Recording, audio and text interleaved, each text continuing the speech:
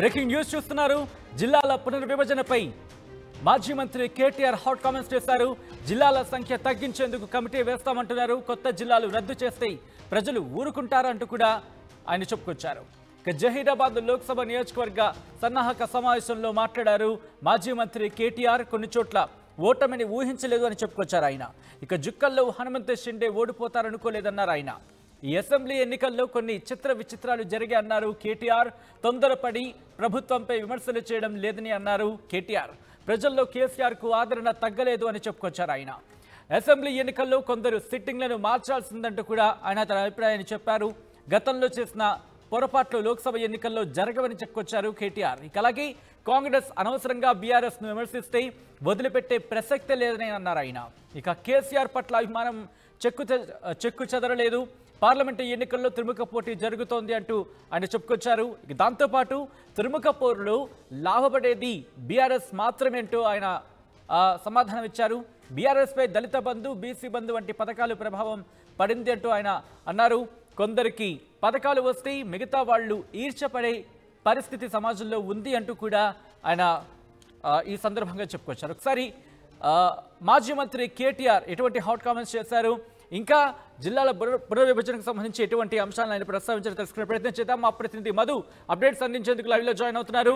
మధు, మాజీ మంత్రి కేటీఆర్ ఎటువంటి అంశాలను ఇంకా ప్రస్తావించడం జరిగింది? ముఖ్యంగా జిల్లాల పునర్విభజనపై ఇంకా ఎటువంటి కామెంట్స్ చేశారు ఆయన? ఎగ్జాక్ట్లీ, ఎందుకంటే ఈ రోజు జహీరాబాద్ కి సంబంధించినటువంటి పార్లమెంట్ సన్నాహక సమావేశంలో కొన్ని కీలక వ్యాఖ్యలు చేశారు. 2014లో ఒంటరిగానే పోటీ చేసినప్పుడు కూడా అనూహ్య విజయం ప్రజలు ఇచ్చారు. అప్పుడు సంస్థాగత పార్టీ గట్టిగా లేకపోయినా కూడా ప్రజలు మనల్ని దీవించారంటూ కార్యకర్తలతో మాట్లాడడం జరిగింది. ఇప్పుడున్నటువంటి మొత్తం 119 సీట్లలో 39 సీట్లు గెలిచాం. ఈ సంఖ్య అంత తక్కువేమి కాదు. ఇది కూడా దాదాపు 3 ఒక వంతు సీట్లు గెలిచాము అనేటువంటిది మెన్షన్ చేస్తూనే జుక్కల్లో షిండే ఓడిపోతారని అసలు ఊహించలేదు. కేవలం 1100 ఓట్లతో ఓడిపోయారు.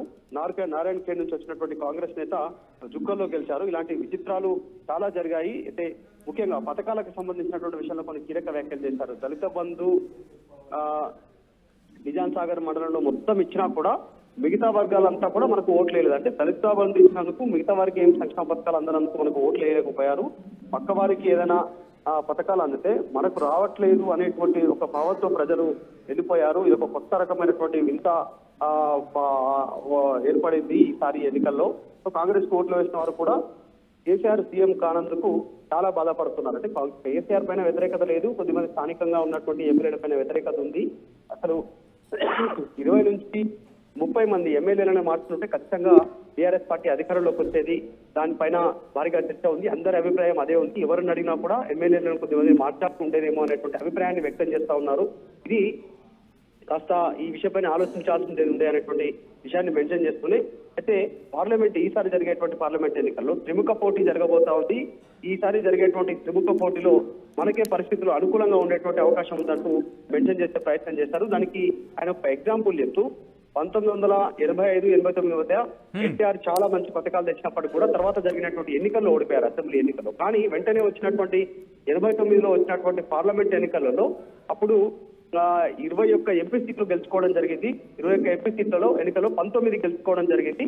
సో ఈసారి కూడా మనం అసెంబ్లీలో ఓడిపోయినా పార్లమెంట్ లో ఎక్కువ స్థానాలు సాధించేటువంటి దిశగా కార్యాచరణ రూపొందించుకోవాలంటూ ఆయన చెప్పినటువంటి పరిస్థితి కనిపిస్తా ఉంది. దాంతో పాటు కాంగ్రెస్ పార్టీ ఇచ్చిన హామీలను ప్రజల్లో విస్తృతంగా తీసుకెళ్ళండి, వారిపైన ఒత్తిడి పెంచుదాం, అన్ని ఇచ్చిన హామీలన్నీ నెరవేర్చేలాగా ప్రజల తరఫున కొట్లాడదాం. కొన్ని జిల్లాలను రద్దు చేసేటువంటి ప్రయత్నం చేస్తా ఉన్నారు. జిల్లాల సంఖ్య తగ్గించేందుకు ఒక కమిషన్ ఏర్పాటు చేస్తామంటూ నిన్న రేవంత్ రెడ్డి వ్యాఖ్యానం చేయడంతో ఒక ఇంటర్వ్యూలో దానికి సంబంధించి కూడా కార్యాచరణ రూపొందిద్దాం అనేటువంటి అంశాన్ని చెప్పడం జరిగింది. కొత్త జిల్లాలను రద్దు చేస్తే ప్రజలు ఊరుకుంటారా? క్షేత్రస్థాయిలో వారు వాళ్ళంతా కూడా ధర్నాలు చేస్తారు, ప్రభుత్వం మీద వ్యతిరేకత ఉంటుంది, దాన్ని ప్రజల తరఫున నిలబడడానికి పార్టీ సిద్ధంగా ఉండాలంటూ చెప్పేటువంటి ప్రయత్నం చేస్తారు. మొత్తానికి మనం చేసినటువంటి అభివృద్ధిని తక్కువ చేసి చూసి అప్లపాలు చేశామనేటువంటిది కాంగ్రెస్ పార్టీ విమర్శించే ప్రయత్నం చేస్తా ఉంది. కాంగ్రెస్ నేతలు బీఆర్ఎస్ పార్టీని ఎంత విమర్శించినా కూడా వదిలిపెట్టేటువంటి ప్రసక్తి లేదు. క్షేత్రస్థాయిలో ప్రజలతో కలిసి పోరాడదామనేటువంటి వ్యాఖ్యలు చేశారు కేటీఆర్ ఈ రోజు జైరాబాద్ కి సంబంధించిన పార్లమెంట్ సన్నాహక సమావేశంలో. మధు, అయితే ముఖ్యంగా ఇక్కడ అభ్యర్థుల అంశాన్ని ప్రస్తావించారు. ఎందుకంటే కొంతమంది అభ్యర్థులు మార్చాల్సింది, అభ్యర్థులు మార్చకపోవడం వల్లే కాస్త మాకు ఇబ్బందికర వాతావరణం జరిగిందని చెప్పుకొచ్చారు. ఏంటి ఇంకా ఓటమి విషయంలో ఇంకా ఎటువంటి అంశాన్ని ప్రస్తావించారు ఆయన? ఎగ్జాక్ట్లీ. అంటే ఆ క్షేత్రస్థాయిలో ముఖ్యమంత్రి కేసీఆరే ఉంటారేమో అనేటువంటి అభిప్రాయాన్ని ప్రజలు అనుకున్నారు. కానీ ఓట్లు అక్కడ స్థానికంగా ఉన్నటువంటి ఎమ్మెల్యేల పైన వ్యతిరేకతతో అక్కడ మాత్రం కాంగ్రెస్ కు ఆదరించారు. పథకాల రూపంలో కావచ్చు, ఇతరత్రకు సంబంధించినటువంటి కొన్ని కారణాలతో ఇక్కడ కేసీఆర్ ముఖ్యమంత్రి కావడం లేదు అనేటువంటిది ప్రజలకు అర్థం కాలేదు. ఒక్కసారిగా ప్రభుత్వం మారిపోవడంతో ప్రజలంతా కూడా ఇప్పుడు రియలైజ్ అవుతా ఉన్నారు, కొంచెం చెప్పే ప్రయత్నం చేస్తా ఉన్నారు. ఎక్కువ శాతం ప్రజలంతా కూడా కేసీఆర్ ముఖ్యమంత్రిగా ఉంటే బాగుంటుంది అనేటువంటి అభిప్రాయాన్ని వ్యక్తం చేశారు. చేస్తూనే క్షేత్రస్థాయిలో బీఆర్ఎస్ పార్టీ నాయకులు కార్యకర్తలకు సంబంధించినటువంటి అభిప్రాయ సేకరణ జరుగుతూ ఉంది. కాబట్టి వాళ్ళు చెప్తుంది ఏంటంటే కొన్ని స్థానాల్లో వ్యతిరేకత ఉన్నటువంటి స్థానాల్లో 20 నుంచి 30 అసెంబ్లీ స్థానాల్లో కనుక ఎమ్మెల్యే అభ్యర్థులని మార్చి వేరే వారికి గెలిచేటువంటి వారికి టికెట్లు ఇచ్చుకుంటే బాగుంటుండే. ఖచ్చితంగా అధికారంలోకి బీఆర్ఎస్ పార్టీ వస్తున్నటువంటి అభిప్రాయాన్ని కేటీఆర్ సమక్షంలో తీసుకొస్తా ఉన్నారు. వరుసగా జరిగినటువంటి పార్లమెంట్ సన్నాహక సమావేశాలు చూస్తే అటు ఆదిలాబాద్, కరీంనగర్, చేవెళ్ళ, తర్వాత నిన్న పెద్దపల్లి, ఈ రోజు జహీరాబాద్ కి సంబంధించినటువంటి అన్ని పార్లమెంట్ సన్నాహక సమావేశాల్లో ఈ అభిప్రాయం వ్యక్తం అవుతుండడంతో ఈ రకంగా చేస్తుంటే బాగుంటుండదేమో అనేటువంటి అభిప్రాయాన్ని ఆయన కూడా ఆయన మాటలో చెప్పేటువంటి ప్రయత్నం చేశారు. సరే ఏమున్నా వచ్చేటువంటి పార్లమెంట్ ఎన్నికల్లో ఎక్కువ స్థలాలను కైవసం చేసుకునే దిశగా కార్యాచరణ రూపొందిస్తూ ముందుకు వెళ్ళాలి అనేటువంటి కార్యకర్తలకు సూచించారు.